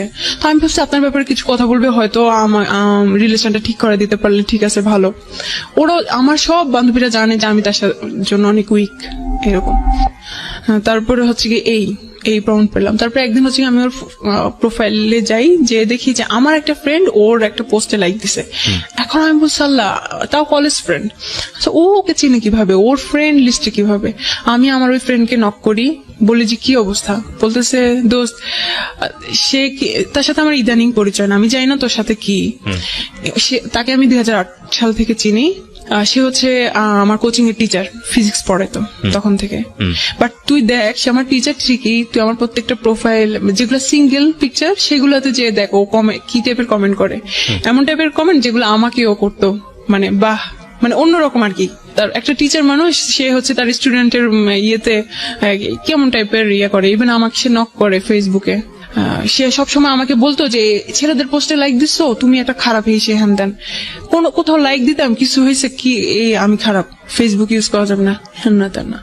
কিন্তু সে যে এগুলো আমি টাইম সহ দেখতেছিলাম, ততদিন আমি ফেসবুকে অনেক কিছু জানি, টাইম কতদিন কিবার ও তো এইসব মেয়েদের সাথে ফ্লার্টিং করে আসছিল। ফাইন্ড আউট করে লাভটা কি? আপনি ফাইন্ড আউট করে, ও তো আপনাকে বলে দিয়েছে যে সে আপনাকে আর চায় না, তারপরে ফাইন্ড আউট কেন করছিলেন? ফাইন্ড আউট করতেছিলাম এই জন্য যাতে আমার সুবিধা হয় ওকে হেট করতে, আমি যাতে এনার্জি পাই। You got all those things. Find out করার পর আপনি পেলেন ওকে হেট করার মতো, তারপরে কি হলো? তারপরেও আমি ওকে ফোন দিছিলাম একদিন, ফোন দিয়ে আমি জানি এটাই হয় আসলে।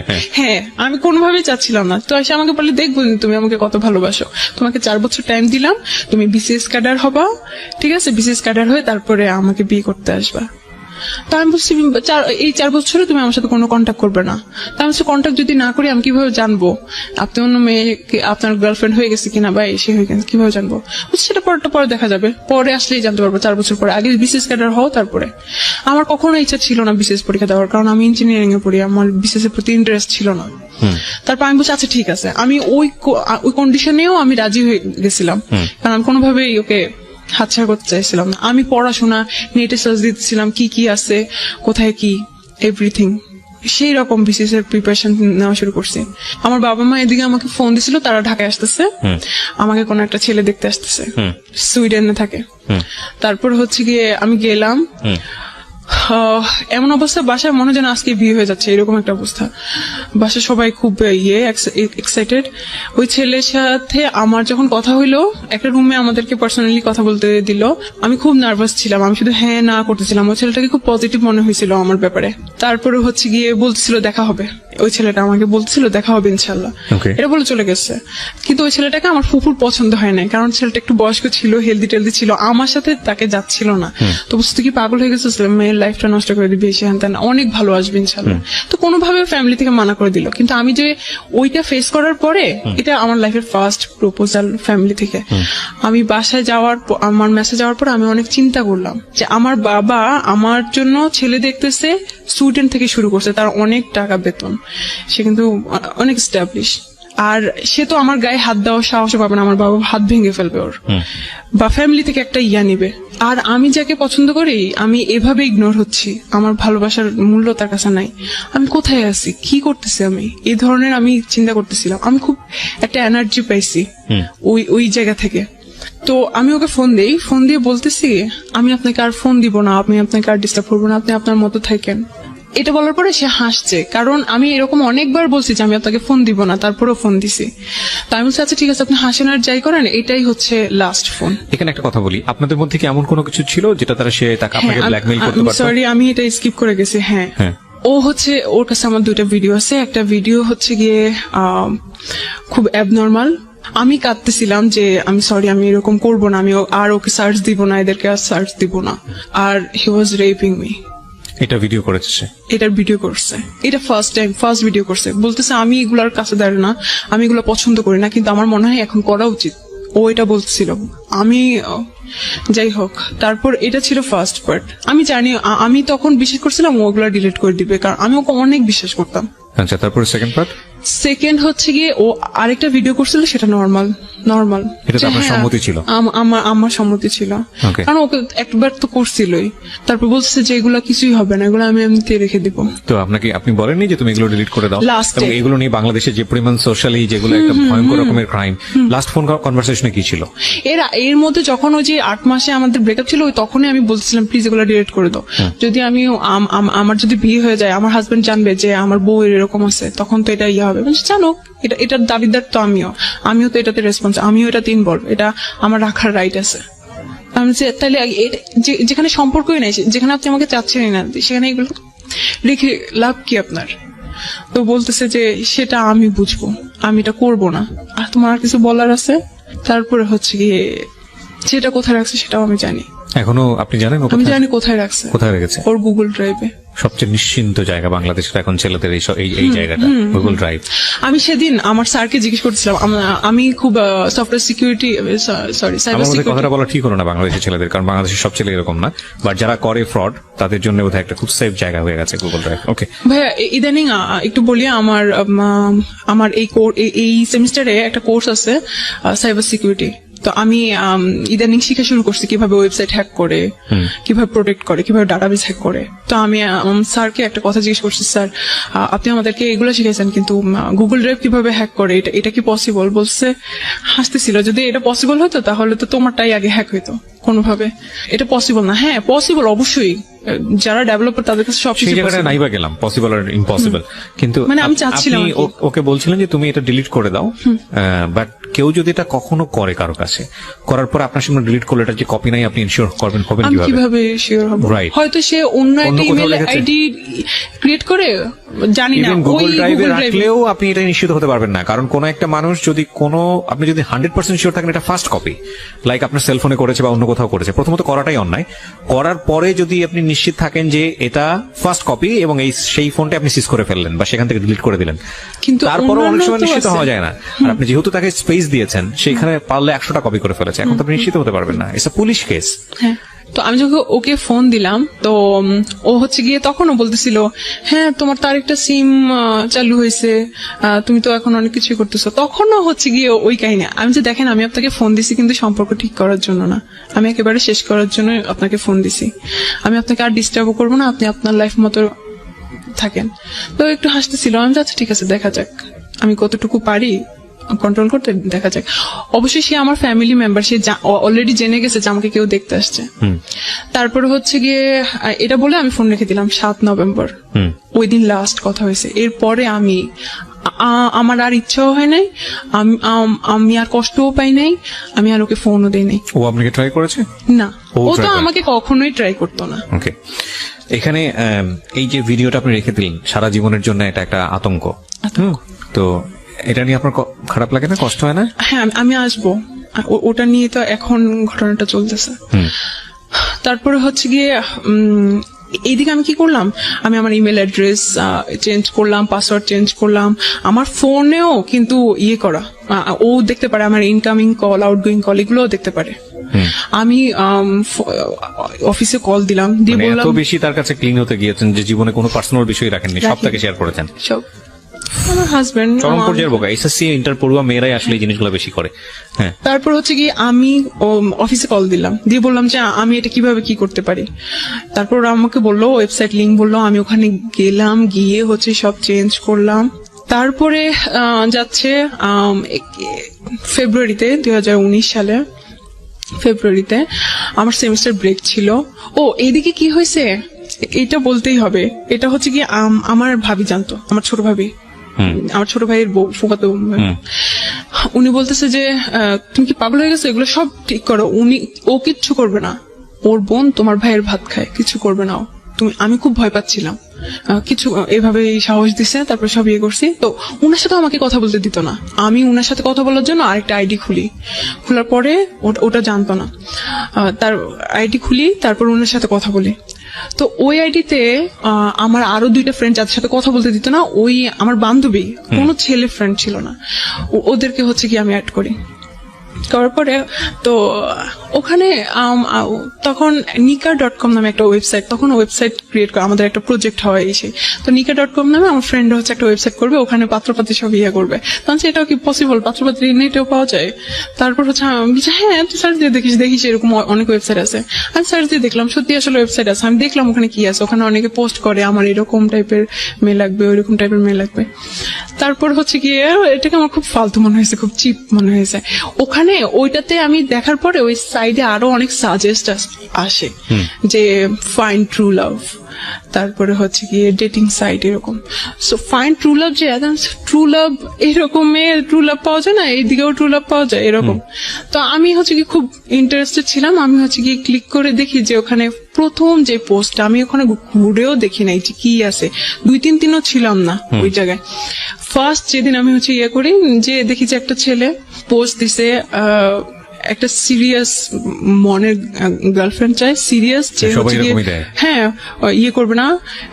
তো আমি না আসলে হচ্ছে গিয়ে ট্রাই করার জন্য আসলে দেখি কি করে ও, আসলে কি কথা বলে।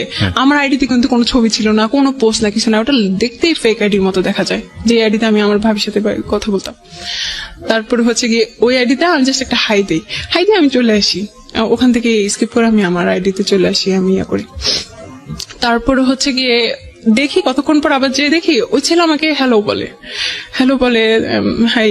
তো আমি বলছি আমি বাংলাদেশ থেকে, please don't think that I am fake or something like that. First আমি না তখন ওর প্রোফাইলটা চেক করি না, যখন ওর দেখতেছি রিপ্লাই দেওয়া শুরু করছি, তখন আমি যে দেখি ও হচ্ছে শ্রীলঙ্কান, বাট ওর ফেসটা হচ্ছে কি খুব টাইপের, ঠিক আছে। তো আমি ওকে অনেক কথা হয়, তো বলতেছে যে আমি হচ্ছে কি ছবি দেখতে পারি, আমি নিজে থেকেই বলতেছি যে আপনি চাইলে আমার ছবি দেখতে পারেন, কিন্তু আমি আমার ছবি হচ্ছে গিয়ে প্রোফাইলে দিতে কমফোর্টেবল ফিল করি না। তারপরে বলতেছিল যে আচ্ছা ঠিক আছে, হ্যাঁ অবশ্যই অবশ্যই, আমি কার সাথে কথা বলতেছি আমি দেখতে চাই। তো আমি আমার ভাইয়ের সাথে থাকা একটা ছবি দিছি, দেওয়ার পরে হিজাব সহ, ঠিক আছে, দেওয়ার পরে ও কতক্ষণ পরে বলতেছিল you are so cute, but এই প্রবলেম, আমাদের এই ধরনের কোনো প্রবলেম নাই, কিন্তু তোমাদের ইয়েতে এইরকম সমস্যা যে কাউকে বিয়ে করে। সে খুব সিরিয়াস ফার্স্ট থেকে, সে ভাবছে যে আমি তাকে রিকোয়েস্ট মেসেজ পাঠিয়েছি, হয়তো আমি রাজি যে বিয়ে টিয়ে টাইপের বা রিলেশন করতে রাজি, এই টাইপের ও কথা বলছে। এবং আপনি তার সম্পর্কে তেমন একটা জানেন না? জানি না, কিছু জানি না। তারপরে হচ্ছে গিয়ে আমি বলছি আপনি কি শ্রীলঙ্কা থেকে? আমি তখন হচ্ছে গিয়ে বানানটা ভুল করছি, শ্রীলঙ্কা লিখছি, শ্রীলঙ্কা। তো হাসতেছিল এভাবে। তারপরে হচ্ছে গিয়ে বলতেছে যে এটা আমি আসলে চাই না আমার জন্য কোনো কমপ্লেক্সিটিতে তুমি পড়ো, কারণ তোমাদের ইসলামে হচ্ছে গিয়ে এটা পারমিট করে না। তো আমি বলতেছি যে আল্লাহ, তাই নাকি? আপনি মুসলমান না? আমি তখনও দেখি নাই, আমি প্রোফাইলে দেখতে পাচ্ছিলাম না। তার বলছে না আমি বুদ্ধিস্ট। তারপর আমি বলতেছি যে ও, আমি এটাকে কিছুই মনে করি না, কারণ আমি তাকে বিয়ে করতে যাচ্ছি নাকি। আমি বলতেছি যে হ্যাঁ সমস্যা নাই, you can stay with me as a friend. তো বলতেছে যে না, বাট এটা প্রবলেম হবে, আচ্ছা আমি কি যাওয়ার আগে আমি তোমার একটু ভয়েস শুনতে পারি? তো আমি আসলে আমি মেসেঞ্জার কিভাবে ভয়েস সেন্ড করতে হয় আমি আসলে জানি না, সো আপনার হোয়াটসঅ্যাপ থাকলে আমি হোয়াটসঅ্যাপে হচ্ছে গিয়ে ইয়ে করতে পারি। তো আমাকে হোয়াটসঅ্যাপ নাম্বার দেয়, আমি হোয়াটসঅ্যাপ নাম্বার দিই, হোয়াটসঅ্যাপে হচ্ছে গিয়ে আমি ভয়েস রেকর্ড পাঠাই। তো ও খুবই ইমপ্রেস আমার প্রতি ফার্স্ট থেকেই, মানে আমার ভাইয়ের সাথে যে ছবি ওটা দেখে নাকি খুব ইমপ্রেস আমার প্রতি। তারপর হচ্ছে কি বলতেছে খুব কষ্ট আফসোস হচ্ছিল আর কি ওর, যে আমি হয়তো ওকে রাখতে পারবো না ধর্মের কারণে, হয়তো ও চলে যাবে এরকম। তাই আমি আসলে হ্যাঁ এটা পসিবল। আমি তখন সিরিয়াস না, আমি এমনি বলতেছিলাম যে হ্যাঁ বিয়ে করা পসিবল যদি কেউ কনভার্ট করে। বলছে না আমি তো এটা কখনোই করবো না, আমি তো কনভার্ট কখনোই হব না। তো আমি বলছি তাইলে এটা পসিবল না, কারণ এটা এরকম কোন সিস্টেম নাই। তো বলছে আসলে সিস্টেম নাই না, এটা হচ্ছে কি ও তো ওর ধর্মের মতো কথা বলে, তাই না? ও তো আর আমাদের ধর্মের ব্যাপারে তো জানে না। তো বলছে আসলে এটা মানুষের বানানো রুলস, এটা আসলে সিস্টেম না। তা আমি বলছি যে না, মানুষের বানানো রুলস না, এটা হচ্ছে এরকম। তো বলছে যাই হোক, আমি মনে করি যে ধর্মের কারণে ভালোবাসা ইয়ে করা এটা ঠিক না, হ্যান ত্যান। ও ওর মতো করে লজিক দিচ্ছিল। সেদিন হচ্ছে কি আমরা এরকম মানে কথা কাটাকাটি করতেছি সাইলেন্টলি, মানে সেরকম ফাইটিং না। একটা জিনিস খেয়াল রাখবেন এখানে, একটা বিষয় যে এলডিআর যেটাকে বলে লং ডিস্টেন্স রিলেশনশিপের ফিলিংসটা আরো অনেক বেশি দ্রুত দৌড়ায়। মানে দ্রুত দৌড়ায় বলছি আমি যেটা বোঝাচ্ছি যে আসলে একটা মানুষ পাশাপাশি আছে, তাকে দেখে ভালো লাগা, তাকে দেখে জীবনে নেয়া, এটার জন্য প্রচুর ইকুয়েশনের সময় হয়, এবং তারপরে কোন একটা গুণ দেখে হয়তো তার প্রতি মানুষ ইমপ্রেস হয়। কিন্তু লং ডিস্টেন্স রিলেশনশিপে যেহেতু দেখা না দেখা, কাছে পাওয়া, এরকম অনেক বড় একটা দূরত্ব থাকে, তখন অদ্ভুতভাবে সাইকোলজি নিয়ে যারা পড়াশোনা করেন তারা এই বিষয়গুলোকে খুব সুন্দর করে ব্যাখ্যা করতে পারবেন। বাট আমার কাছে যেটা মনে হয় যে আপনার কাউকে ভালো লাগার জন্য আপনার ভিতরে যেসব ফিলিংস থাকা প্রয়োজন, সেই ফিলিংস গুলো নিয়ে যেই মানুষটার অবয়ব আপনার মধ্যে তৈরি হওয়া প্রয়োজন। লং ডিস্টেন্স রিলেশনশিপে এই জিনিসটা খুব দ্রুত হয়, অর্থাৎ আপনার মধ্যে মনে হতে শুরু করে যে না, এই মানুষটা বোধহয় সবকিছু, আমি যেটা চাই সেই সব গুণের অধিকারী। এবং আমার মনে হয় যে মেয়ের ক্ষেত্রে সেটাও হয়েছে। জি, তারপরে কি হলো? তারপরে ভাই ও কোনোভাবে থাকতে রাজি না। আমি যাচ্ছি ঠিক আছে, আমার কি সমস্যা কি, আমি এখানে গেছি আমি দেখার জন্য, না হলে নাই। তো আমি বলতেছি যে আমি বারবার এটাই মেনশন করতেছিলাম যে আপনি ফ্রেন্ড হিসেবে থাকতে পারেন, আমার কোনো সমস্যা নেই। হ্যাঁ আমার অনেক হিন্দু ফ্রেন্ড আছে, ইভেন আমার সমস্যা নাই, অন্য ধর্মের ফ্রেন্ড থাকতেই পারে। সে বারবার এটাই বলতেছিল যে না, আমি তোমাকে কোনো কমপ্লেক্সিটিতে ফালাতে চাই না, বিকজ সে নাকি মানে 5 বছর পরে কিছু একটা ফিল করতেছিল, যে এই ফিলিংসটা সে কখনোই পায় নাই, মানে আপনাকে দেখে। তারপর আমি জাস্ট ওকে একটা ভয়েস মেসেজ পাঠাই, সে আমাকে বলছে যে তোমার কি মনে হয়, তুমি কি এরকম কিছু ফিল করতে পারতেছো, বা তোমার কি মনে হয়? তাই আমি বলছি আমি জানি না, বাট আমি চাই, আমি আপনাকে যেতে দিতে চাই না, আপনি আমার সাথে ফ্রেন্ড হিসেবে থাকতে পারেন। একটু আমি জাস্ট ভয়েস মেসেজ পাঠাইছিলাম। তো ও এইটাকে এত পছন্দ করে এখন পর্যন্ত, বলতে তুমি কতটা অনেস্ট ছিলা, মানে চাওয়া মাত্রই দিয়ে দিয়েছো। হ্যাঁ, যে যাইতে দিতে চায় না বা এরকম, ওটার পর থেকে নাকি ও আরো বেশি ফল করে। তারপরে হচ্ছে গিয়ে কি বলতেছে বাংলা জানে প্লিজ, নাকি ও বাংলা জানে না? না বাংলা জানে বাংলা না, জানে না, okay. বাংলা জানে না, হিন্দি জানে, ইংলিশ জানে এরকম। তো বলতেছে যে আচ্ছা please let's make a plan, কিভাবে আমরা হচ্ছে কি একসাথে হতে পারি। তাহলে কিরকম প্ল্যান? আমি না খুব ইন্টারেস্টেড ছিলাম যে দেখি ও কিভাবে আমাকে ট্রিট করে, ও আমাকে জন্য এতই হয়ে গেছে, এত সিরিয়াস হয়ে গেছে, আমি অবাক হচ্ছিলাম। আমি আবারও একটু ইন্টারাপ্ট করছি, আজকে আমি বেশি বেশি ইন্টারাপ্ট করছি, ক্ষমা চেয়ে নিচ্ছি, এবং সেটার প্রয়োজন আছে বলেই। আজকের এই যে সিক্রেটসটা, পুরো সিক্রেটসটা এখানে রিভিল হচ্ছে।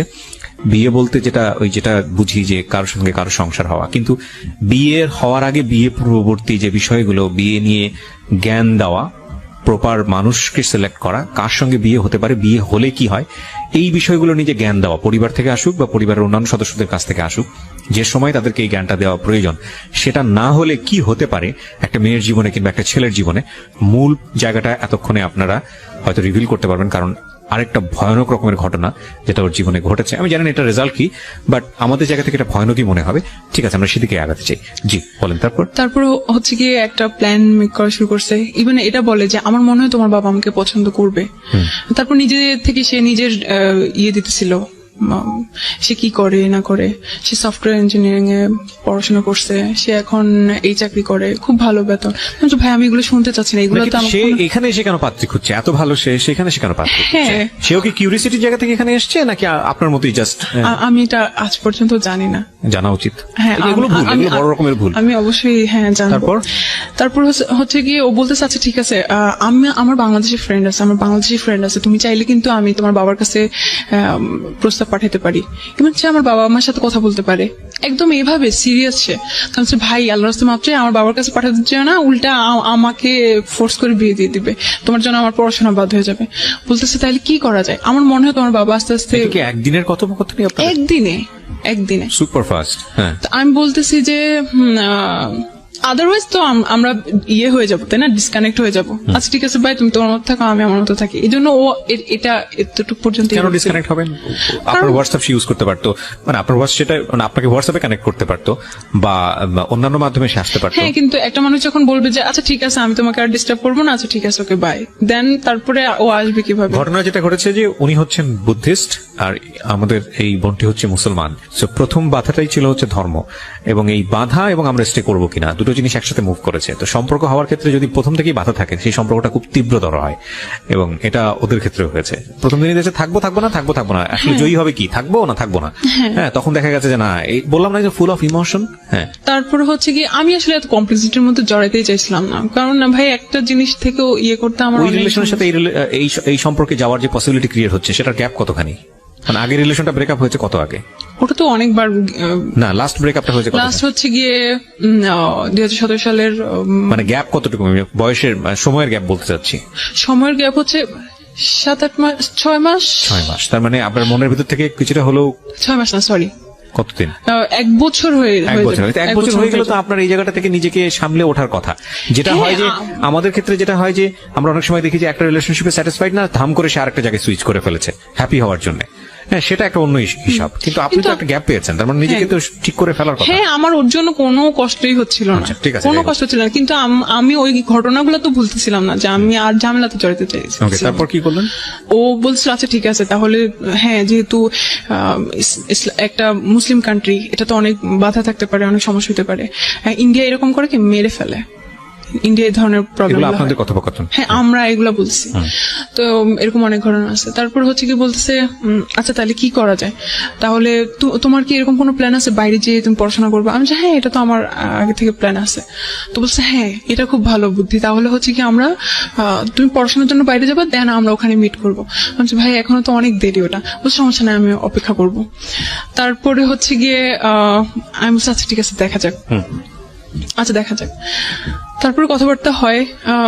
এখানে আমি ওকে বোঝানোর চেষ্টা করি যে আমাদের ইসলামটা অনেক সুন্দর, এটা অনেক পিসফুল। মানে সামহাউ আপনি ওকে চিন্তা করছিলেন যে ওকে কনভার্ট করা যায় কিনা? হ্যাঁ, কারণ আমি তো অতটুকু পর্যন্ত আমার মেন্টালিটি যায়, মানে অতটুকু পর্যন্ত আমি চিন্তাই করি নাই। আর আমি তো অতক্ষণ পর্যন্ত এত সিরিয়াস ছিলাম না, এত ভালোবাসা বা হ্যান ত্যান। আমি তো ছিলাম যে একটা ছেলে আমাকে পছন্দ করে, একটা অন্য রিলিজনের, আচ্ছা ঠিক আছে দেখি, ও হয়তো ভালো আমাকে পছন্দ করলে ভালোবাসে। আপনাকে, মানে আমি বুঝলাম না, একদিনের মধ্যে আপনাকে পছন্দ করে ফেলেছে হ্যাঁ এবং সে বিয়ে শাদী করার জন্য রাজি? হ্যাঁ তো ও জানতো না ওর ধর্মের সঙ্গে আপনি যান না, ক্লাস হ্যাঁ, করেন? বলতেছে ওদের কোনো সমস্যা নাই, ওদের এই ধরনের কোনো প্রবলেম নাই। এটা ওর ওদের- কথা ছিল? হ্যাঁ, ওর ফ্যামিলিতে এই ধরনের কোনো প্রবলেম নাই। ভাইয়া একদিন হচ্ছে গিয়ে আমি একদম ডিসিশন নিয়েই ফেলি যে আমি এই ঝামেলায় জড়াবো না, এখানে আমাদের স্টপ করা উচিত। আমি ওকে এভাবে ডিরেক্টলি বলি যে উই শুড স্টপ হিয়ার। তারপরে বলছিস কেন, শুধু ধর্মের কারণে? আল্লাহ আমাকে হচ্ছে গিয়ে মুসলমান করে বানায় নাই, এবং ইভেন বাংলাদেশে বানায় নাই দেখে হচ্ছে কি তুমি এটা করতে চাচ্ছ? আমি যে হ্যাঁ, এটার জন্যই। সেদিন খুব বড় ধরনের একটা ইয়ে হয়েছিল। তারপর হচ্ছে কি আমি বুঝতে বাদ, আমি চিন্তা করতেছিলাম এই ছেলেটা আমার জন্য এত উইক হয়ে গেছে।